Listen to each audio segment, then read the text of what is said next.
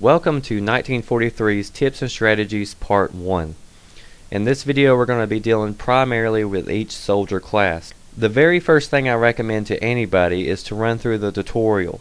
It's under Help and Options and it only takes 10 to 15 minutes to run through completely.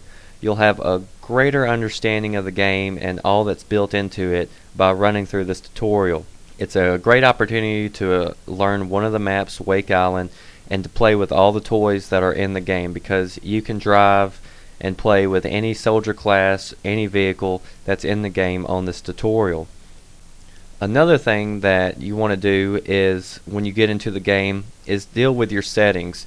Pull that up, and this goes for any first-person shooter. If they give you the option to change your sensitivity, you need to play with that until you feel comfortable with what you have it set as.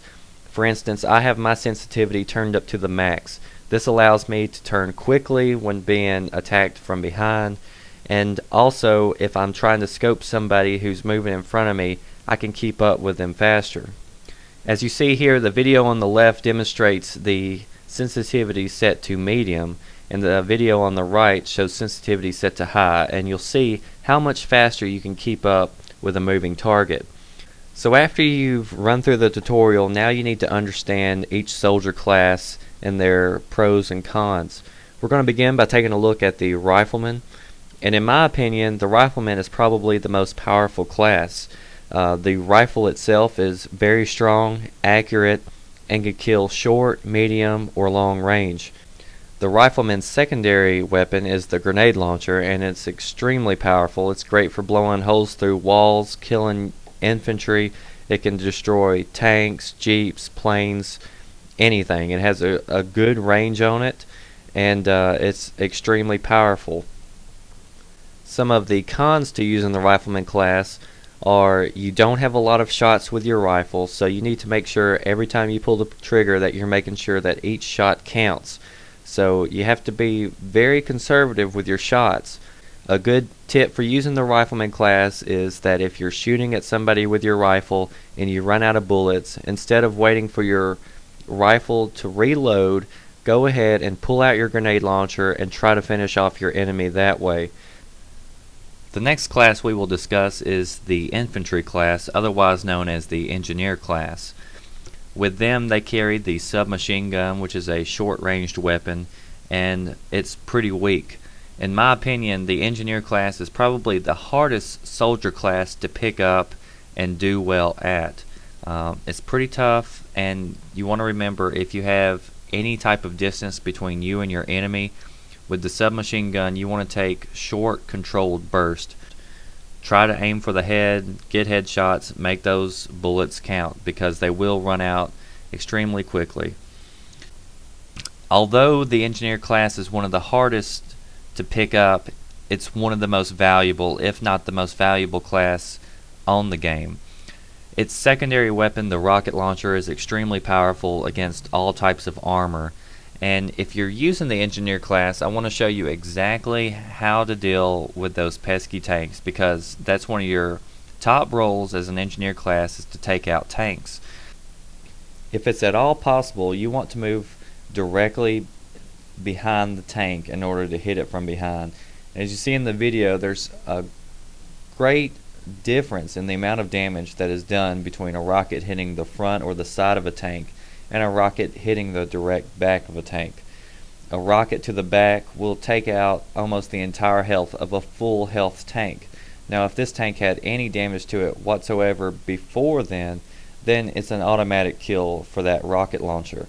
The same thing you want to remember with the grenade launcher on the Rifleman. If you hit a tank from behind, it's going to do more damage. It's obviously not going to do as much damage as a rocket will, but it'll still do a great deal of damage. The next tool we want to talk about is the wrench that the engineer has, which can heal any armor that's out on the field. This is an extremely effective tool if you want to become a tank driver. You're running around with a tank, you get wounded, you can easily pull off somewhere, heal your tank, and keep a full healthy tank out on the field. Sometimes for a really long time. And also if you're running with a squad and your friend has a tank, keep an eye on it, heal it up. You get points for it, and you're helping your team. Remember that you have unlimited ammo, which means you have unlimited grenades at your disposal. And anytime I'm charging a hill, I'm tossing grenades up the hill. Or, if I'm about to go into an area, toss grenades. The final class is the sniper class. The sniper rifle itself is extremely powerful and accurate. There is no bullet drop to either the sniper or the sniper's secondary weapon, which is the pistol.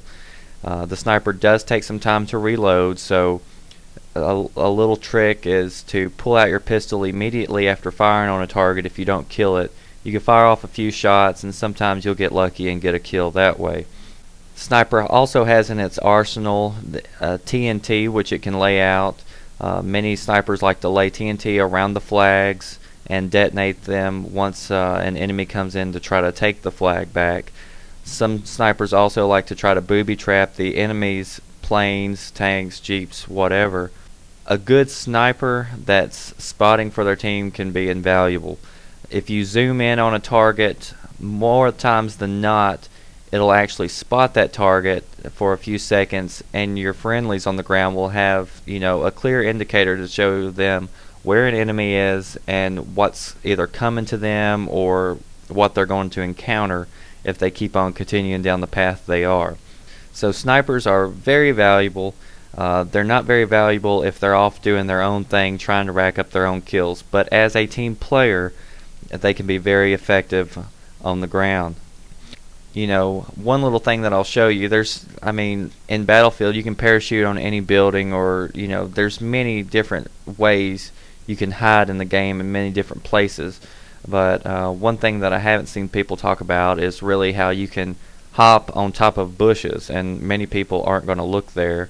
And with you covered in green, you've got a little bit of camo to you. And with that concludes the soldier classes and this video. Hope that you check back soon for the next upcoming video that will deal primarily with using vehicles. What we discussed was very basic tips and strategies for helping the average player.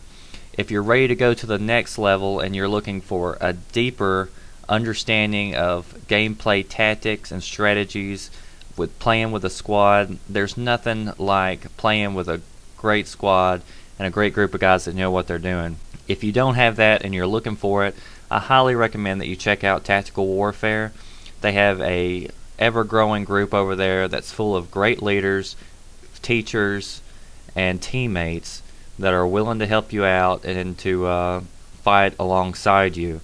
So I highly recommend that you check them out, head on over there, sign up, and good luck.